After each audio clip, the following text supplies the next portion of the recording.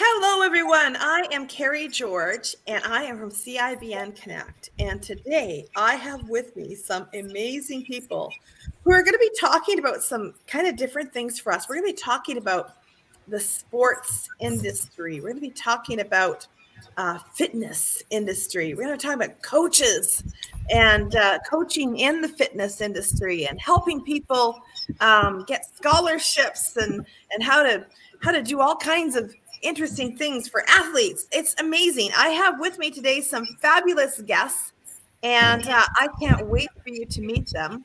This is Patty Liu from Driven to Peak Consulting and Mike McQuillan from Fit Presenter. And we're going to be talking about things that have to do with sports and athletes and fitness, and it's going to be exciting. Who doesn't want to get fit? I mean, really, so many cool things we're going to be talking about today. So what I'm going to start with is I'm going to introduce my guests here today and have them tell you a little bit about themselves and what they do. And please feel free to make comments into the chat and ask questions. And we will see if we can get you connected with some of these fabulous leaders. And you are going to be amazed by what they have to share today. Mike McQuillan, I'll get you to go first. Can you tell us a little bit more about what you do and who you work with? Sure. I would love to get the whole group on their feet right now and go through some exercises and get them warmed up. However, even though I've been in the fitness industry as a trainer, coach, instructor for over 20 years, Fit Presenter is for people in the industry to learn how to communicate, and more specifically, as public speaking. I can name drop my alphabet soup of certifications, but the most important here is that I'm a certified world-class speaking coach. I've been involved with Toastmasters for over 20 years. I can rattle off my credentials. But if you work in the fitness industry, then people are desperate to know what you know. You have an audience. If you work in a gym, that means you have a venue and you have a message. The question is, do you have a template or a format or a system to put together a good presentation so you can build your client base by the dozen, turn your gym members into more loyal clients and ambassadors so that they can do the speaking, and also builds up your credibility in the fitness industry to be the person who speaks.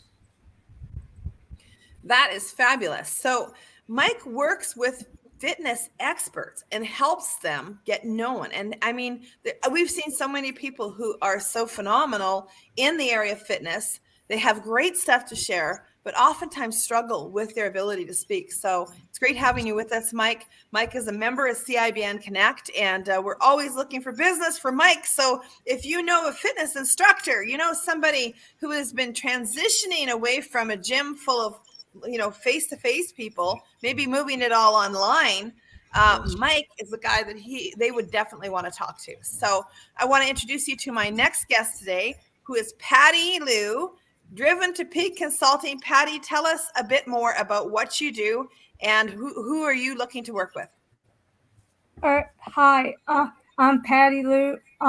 Yes, I am a sports mental performance coach / consultant. I put athletes in the best position to get an athletic scholarship for college in order to go pro by decreasing the pressures related to competitive sports so that they can play freely, which is when they put on their peak performance by using sports psychology and performance consulting techniques.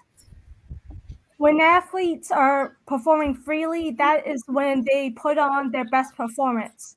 The goal is to get them to put on their peak performance consistently by working with athletes on things such as motivation, confidence, self-talk, focus, habits, routines, and making practice as game realistic as possible. Oftentimes, what gets athletes in trouble is that they will put on this magical performance in practice. However, they can't replicate that magical performance during competition when it counts the most. Athletic talent doesn't matter if it's not displayed during competition. So if you want your athletes to put on their best performance when it counts the most, during games, during playoffs, during competition, you need sports psychology to get athletes to focus on the right things, be motivated to work hard, during practice, confident in themselves on game day, have positive habits and positive routines on a daily basis, not to only help them practice better, but also to help them prepare to perform well on game day. What is the difference between me and a traditional athletic coach? The difference between me and a traditional athletic coach is that an athletic coach focuses on teaching only sports skills. And I focus on teaching them sports psychology to take their performance to the next level. We all bring in different skill sets, and the goal is to help the athletes and the coaches to win more, to put on their best performance consistently so that they can get that athletic scholarship for college and give themselves the best opportunity to turn pro. So, what are 3 obstacles athletes are going to have to overcome that I help them with? Preventing injury, preventing burnout, preventing overtraining, because kids are getting into sports at a younger age. Sports are more competitive now at a younger age. They are playing more than what they did in the past, and as a result, it's very easy to overtrain and to reach burnout before they get that athletic scholarship for college. So I help prevent those 3 things. That's amazing.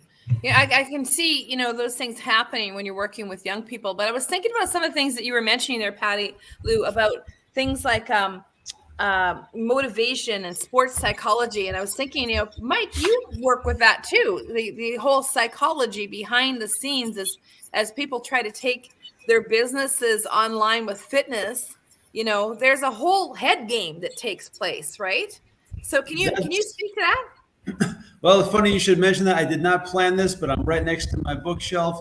And James Gavin, who is Canadian psychologist, lifestyle fitness coaching. Yes. Listen, if I get into a gym and there's another trainer somewhere, my push-ups are no better than your push-ups. Okay. Your lunges are the same as my lunges. It's that personal connection you make with the clients when you're training with them. So part of understanding their motivation, and that's why public speaking ties into it so much, because whether you're on a stage in front of 1,000 people or in a small venue like this where people are watching virtually, or in a one-on-one conversation, the communication is the same. It has to tap into what their motivations are, what they're thinking. When we're talking about motivation and coaching and working with clients and even students, as Patty does, how do people become motivated? How do they get motivated? What do you think are some of the steps to that? Patty, do you have any ideas on how people get motivated? Sometimes it's hard to get them to break their bad habits. Like with one of my clients, I got him to go outside to practice basketball by using the video game NBA 2K. So instead of playing Fortnite all the time, I got him to sacrifice some of his Fortnite time to try NBA 2K. I'll just try it for 30 minutes. And then by playing NBA 2K, he saw the moves that he was able to do. And he just got tired of trying to do it around the house. And instead, he took it outside to go practice. And that was what got him to go out there and practice. Practice was no longer a chore. It was something fun and was enjoyable, and not something he no longer looked at as he have to do. It was something he wanted to do rather than a have to do. Right. Mike, as you're motivating your clients, are they are the motivators of other people, right? So you're motivating the motivators. Yes. Well, if I can use the best example I can think of, it would have to be Patty. Listen to her describe what she does compared to telling a story, right? I can picture that kid playing basketball and saying, you know what? I'm going to put down the control and get out and do that. You relate to people with stories. I can tell you I did this and I did that, but the minute you tell a story, your audience thinks that sounds like me. You turn your stories into their stories. And that's how, as a speaker, Now, I'm not a big fan of the term motivational speaker because then you get the, yeah, you can do it, rah, rah, rah. And it really overlooks the most important thing, which is telling stories that connect to people. And as Yeah, a speaking absolutely. coach, now as a fitness coach is different, but as a speaking coach, you want them to have stories that connect, and you make sure you don't have too much of that vertical pronoun in the story. Right, right. You know, I think that having confidence for both of you two is a big deal. You're helping these people gain their confidence in the market that they're in, and figure out, like with Patty, you know, working with this student who has a stellar performance in a practice and trying to turn that into a duplicatable thing that's happening in front of a large crowd when that pressure is on. You know, so how do you help them gain confidence in that arena? Yes, here's the thing. Yes, there was this one football player, like for the first half, he was a complete different player than he was in the second half. Then I got him to see the discrepancies in his thoughts and in his focus. It was like when halftime came, his focus switched to having that to make that big play rather than just going out there and playing. He was putting too much pressure on himself to make the big play that can possibly become the highlight reel when he should have just focused on going out there and just playing. By putting too much pressure on himself to make that big play, to be that superhero, and to try to make the highlight reel be the hero, he was making tiny mistakes in the fourth quarter that was costly. So he realized he needed to keep the same focus and the same thoughts process throughout the whole entire game rather than just the first half. Does that make sense? Yeah, it totally makes sense. In fact, that's really amazing, you know, that you're able to drill down into that. You know, I think that many of us get stopped in our end game where we lose confidence for a minute and forget what we're supposed to be doing. You know, Mike, you work with the trainers that are, you know, Yes. they've got to all of a sudden switch from, they might be great at working out and great with working with people one-on-one, but standing in front of that crowd, how do you help them with their confidence? It's a matter of understanding. It depends on the personality of the individual. So many times we have this, I love the term safe space. You know, we all kids these days, these colleges, they're safe space, but in sports it's the same thing. You talk about practice versus the game. Practice is your safe space. As a wrestling coach, we have the expression practice room champions. It's the same thing. Can you bring that same motivation that you share with the client to an audience? Can you step out of that comfort zone into that safe space where you're the same person? I see it all the time in high school coaches where you've got teenagers who will do whatever you want. They really look up to you, but then you're in front of the adults and they see you as one of the kids. The key is to have that command presence in front of an audience, to know that they're watching you, they're listening to you. And until you mess up, you are somebody important in their lives. Once they see themselves that way, communicating the message is a lot more natural. That's amazing.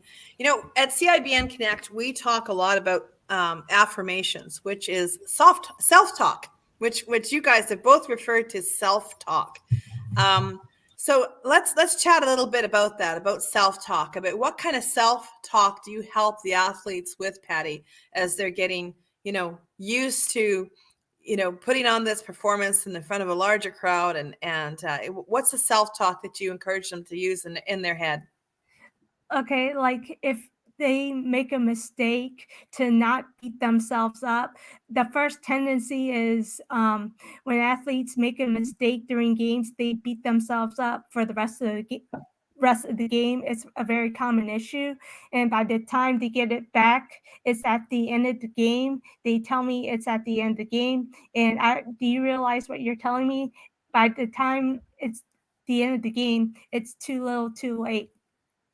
Rather than beating up yourselves for the rest of the game, say that you get your weak shot out of the way when you miss that first shot, or when you make a bad pass. I got my weak pass out of the way. Therefore, I will play well the rest of the game. I got my weak thing out of my system. I got my weak round of golf out of my system. The rest of the 3 rounds will be awesome. That's amazing. And I was just thinking about, I work with, business owners, helping business owners with their self-talk around affirmations. And I love the analogy of this end of the game thing. They're feeling like they're at the end. And, to me, this sounds like, an entrepreneur is like going along and they're like fighting and struggling to get ahead. And then they have this thing that happens and they start beating themselves up. And all of a sudden bills are due and it's like end of the game, and now it's too little too late and the pressure is on. And oh my gosh, now they're going to go through those burnout problems that you're talking about. And a lot of it had to do with the self-talk in their head. When they made the mistake in the beginning, they kept repeating it in their head instead of moving on to the next thing, which would help them overcome. So that is amazing. I love that analogy. I think it works right across with everybody. And also we've got Mike. Mike, I want to ask you, Sure. along the same lines here, what kind of self-talk do you get these guys doing? You talking about in sports or now in the speaking world? In the speaking world, what kind of self-talk are you? I guess you'd use it as a trainer as well, right? The same self-talk. Those two different things. Now, as a trainer or even as a counselor, what you do is reframe what they say. Oh, I'm so tired. I'm so beat up. I'm so this or that. You can say, sounds like you put in a good day of work. And you reframe their talk and the things that they say. That's in the training world. That's in the sports world. The speaker can't be heard right now. The confidence builder for a speaker is when their message sounds good. Because I guarantee you work with somebody, we talk about a story, they tell something chronological order with no peaks, no climax, nothing, and it's just boring, and they can't wait to finish speaking. Then you help them rephrase it, reorganize it, where when they know their message has some impact, that's the confidence boost. Suddenly they can't wait to get on stage and do it. Doesn't matter if they're nervous, doesn't matter if they don't see themselves as credible. If you help them reframe their story, you help them rearrange their story and put some kind of a foundational phrase or a message statement on it where they know the audience will benefit, then you don't have to deal with what's upstairs. You don't have to deal with it at all. And in sports, there's a big psychological component. But as a speaking coach, I have no sympathy if you're nervous. And I don't. And the reason for it is that if your message is good, it doesn't matter. Being nervous is the best part about public speaking. Think of how many people have nothing to be nervous about ever. So just say that being nervous is the best part about speaking. If you don't have confidence in your ability, you'll overcome that. If you don't have confidence in your message, write a better message. That's right. That's amazing. Thank you very much. That's awesome. And with that, we can lead into our next guest who's just joined us too. And I know she has a lot to talk about with confidence and what's been, and so she's got a great tool as well that can help people with their confidence and their self-talk. Wendy Kraft, welcome. Hey, thanks, Kerry. Hi, Mike. Hi, Patty. Great to see you all. Can you hear me okay? Great.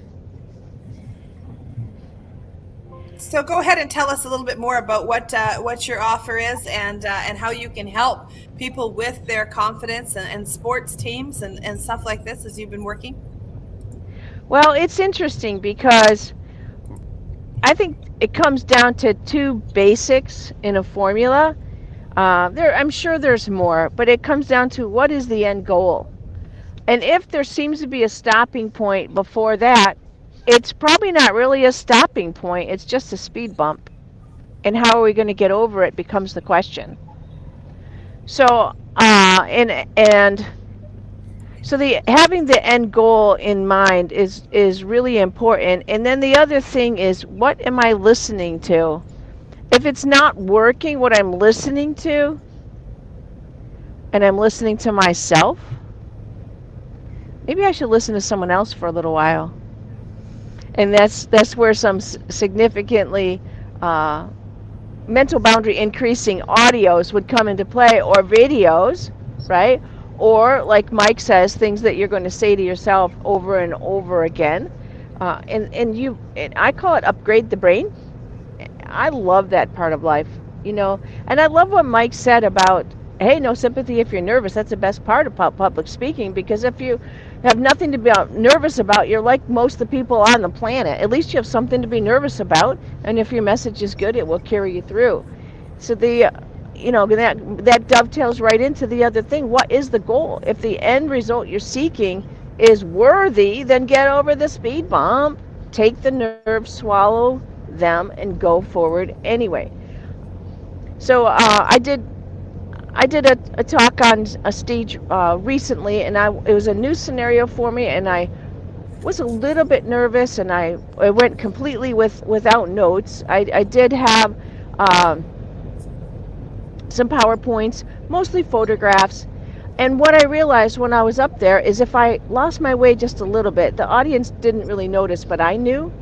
And I just found these magical keywords. They were, next slide, please. And that would tell me where I was supposed to be. But then, secondly, I just turned it into a teaching point because I knew there were a lot of non-speakers out there and about to be first-time speakers. So I just turned it into speaking point, and I just said, "Hey, dude, get yourself some PowerPoints, because if you ever get lost, all you have to do is say the magic words. Next slide, please." And so you just roll with it and get over the speed bump and do what you need to do. The tool that I absolutely love, we've have a friendly name for it called the People's Platform, and it's called the Life Platform, but you may find it in the stores as Life Info app. It is loaded with entrepreneurial education. It is loaded with leadership skills, financial literacy, upgrade the brain kind of stuff, people skills. I absolutely love it, and the community that made it. And on the other side of that platform, I love how much money it saves me every day. And I use it to specifically help transition nonprofits and travel sports team families for those two reasons: how much money they can save, really three, and how they can help upgrade the brain, and those transition situations can be the hardest, and also that it can uh, be a source to help their funding become self-generated, so they don't have to think about that so much and just do the thing they're there to do. So I am Wendy Kraft, and I am the owner of Tap and Save app out of Raleigh, North Carolina. Thanks for having me on the show. Awesome. And make sure you put your contact information and stuff like that into the chat. Same thing with you guys, Mike and Patty. Take a moment to drop your contact information in there so people can actually reach out to you and ask you more questions. Wendy, I'm not sure if you can still hear me, but I'd love to hear if that would be a help. That app would be a help to coaches and trainers like Patty and Mike. We'll come back to her in a minute. I'm pretty sure the answer to that is yes. Kerry, where do I put that on the comments? I see comments, but I don't see a place to post. Yeah, put it into the comments. I think you should. I think you can comment there. Yeah, you should be able to comment in there. It should go up where everybody can see it. And then afterwards, I will tell you where all the places are where this is being broadcast live. Then you can go stick it in there again, so that people can just come down to the comments underneath, and they should be able to see how to contact you guys and how to move forward in communicating with you from there. Okay. Awesome. Okay, so let's talk a little bit more about Patty. You were talking about how you help people, not get burned out, and I think that's also an important topic. I think that's important with all of us as we're working and striving to do more and to become more. Like, how do we keep from getting burnt out? So I'd like to hear some of your thoughts on that, and Mike, in a minute, I'm going to ask you the same question. So, Patty, what do you think? Yes, sleep is the best form of recovery. That applies to all of us. Yes, and athletes, just because you're young, it doesn't mean that you don't need your sleep. I get that as you get higher up in the education system, that it's tougher to get a good night's sleep, especially in your junior and senior years of high school with standardized tests and the homework load and college applications.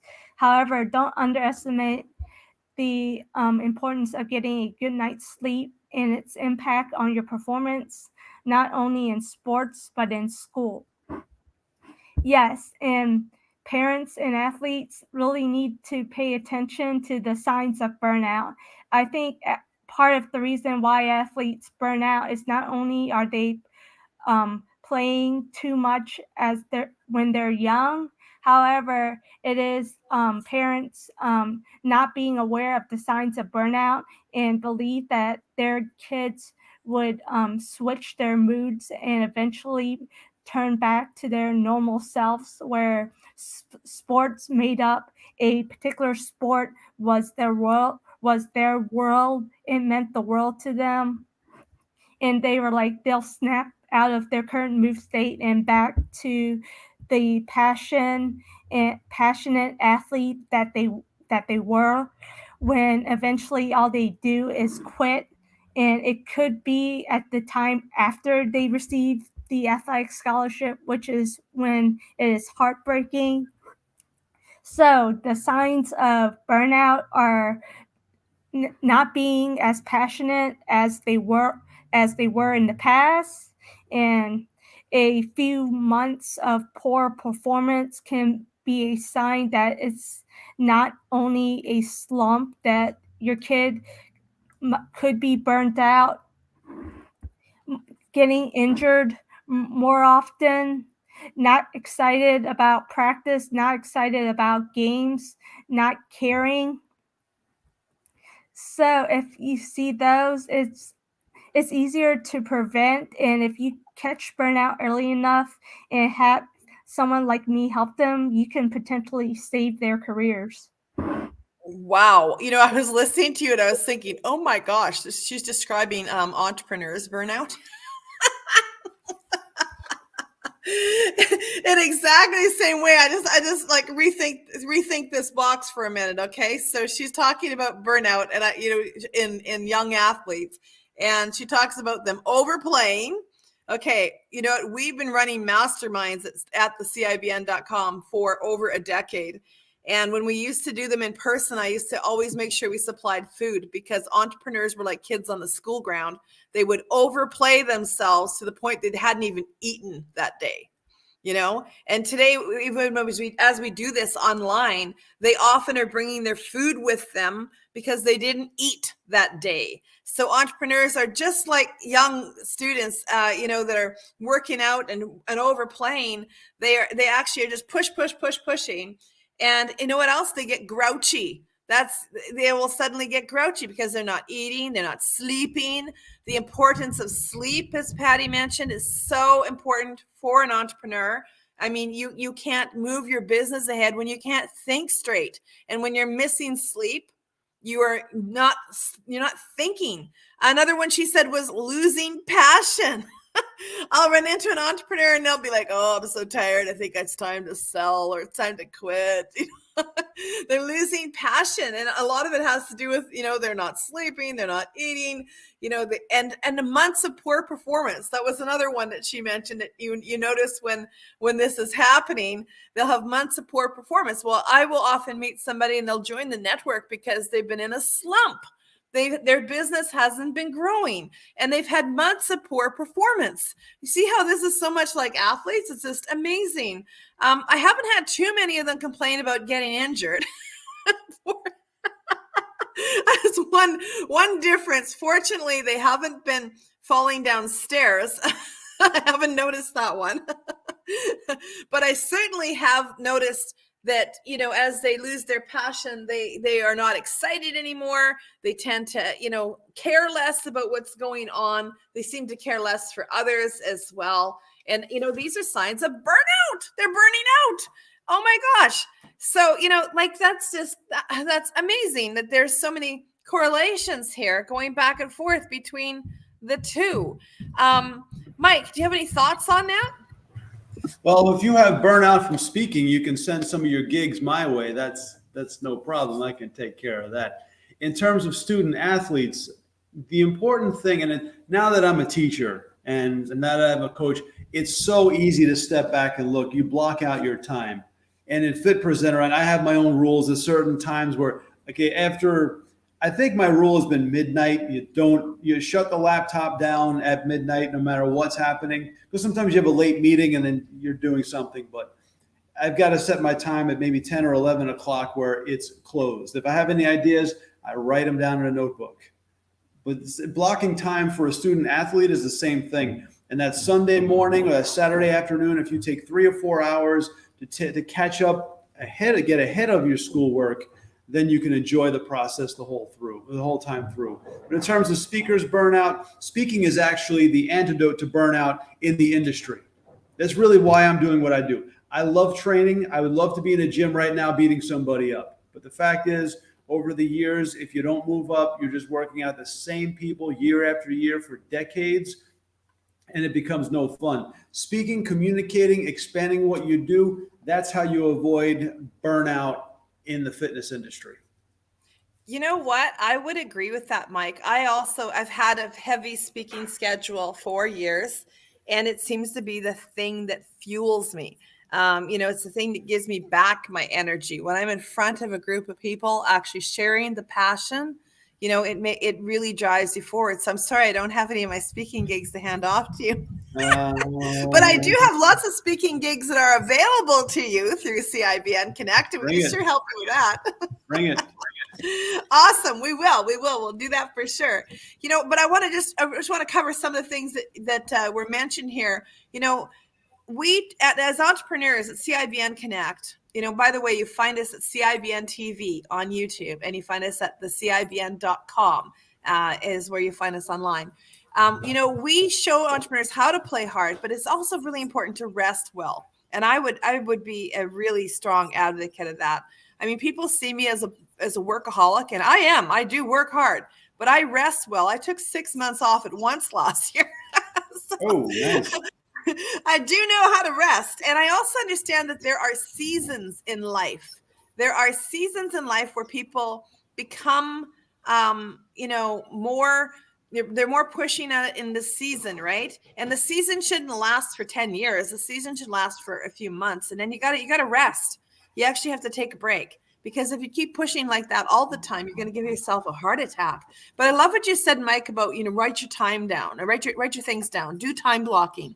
These are effective ways of getting things done. And speaking is definitely an antidote to all of these situations. Wendy, have you been following along with us? We're talking about right now overcoming burnout and tools that we use for overcoming burnout. What are your thoughts on that? Well, I think it's very important if you're trying to light someone else's fire to something too, and you're nothing to share, right? Nothing to set them on fire with. So personal care is probably oftentimes the first thing to go. And I love what Kerry shared about, like you did, about the keys to burnout, what to watch out for. And those that we love the most, they're closest to us, we're probably the ones that could see it and could help them if we only knew what those keys were. Thank you for sharing that, Patty. Thank you so much. You know what? That is so true. It is often when we have these signs of burnout, whether it be an athlete, whether it be, a trainer, or someone I'm working with as an entrepreneur, it is oftentimes the people that we're around us that love us the most that are taking the brunt of that. They're the ones that are living with us, and as we're being rude and we're being short-tempered, and we're starting to act out because of the lack or loss of passion, or just spinning our tires in the mud and the frustration. Who do we take it out on? We take it out on our husbands and wives and our moms and our dads and our the people who live in the house with us and our siblings, and even if they don't live in the house with us, sometimes they're hearing us whine. So if it gets really bad, we start posting it on social media. And people are like, what is going on over there? So it's really important that we do look after ourselves, because if you're going to be a leader in anything, you've got to learn to lead from the front and be an example first. And that means looking after yourself, because if your cup is empty, you got nothing to pour out. So you have to fill that cup up. Well, I want to thank everybody for being with me here today. Make sure that you have posted your information and drop it into the comments section there so that it goes up onto the chat. Just any final words that you guys got in parting. Wendy, do you have anything that you'd like to add quickly?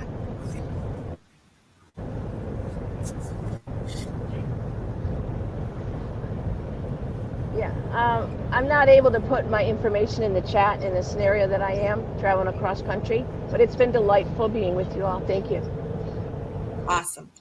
Okay, Mike, any final words? Sure. For the CIBN community, if you have any potential clients or partners in the fitness industry, health or wellness industry, you want to make a connection, you want to make some kind of overture to meet them, then contact me. I have a free gift. It's a public speaking kit, and anybody in the fitness industry, it's real simple. I send you the kit, you pass it along. Now you have the contact, and if they have any more questions about Fit Presenter, they can contact me. So it's a win-win. Any potential business in the fitness industry or health and wellness, contact me. I'll help you make that contact. Perfect. Patty, do you have any final thoughts? Yes. Oftentimes parents and athletes get themselves in trouble when they only think of me when the athlete is performing poorly or in a slump. I also work with athletes who are performing well and have a desire to make their performance soar. And I don't charge for the first session. So if you have any questions or is on the fence about pursuing this, just book a call with me. And if whether or not you become a paying client or not, your athlete leaves with a few tips to improve their performance. That's awesome. Thank you guys for being here. So I'm Kerry George with CIBN Connect. You can find us on YouTube at CIBN TV. Just search for that on YouTube. You can also find us at thecibn.com. And we have a great events page there at thecibn.com where you can come and check out a free event for for entrepreneurs, business owners, and professionals. So you definitely want to check that out. You're going to meet great people at the CIBN, just like these ones here that have joined me today. They're all members. And we have a lot of people within the network of areas of expertise that can help you get things done while you have fun and enjoy a community of people who just really bring a lot of support to one another, as we see here with Mike and Wendy and Patty today, just supporting one another and helping grow each other's business as they collaborate together. So looking forward to seeing more of you. I'm Kerry George with CIBN, and we will hope to see you soon at one of our events. Happy capitalism. Happy capitalism. Thanks so much for having us on the show.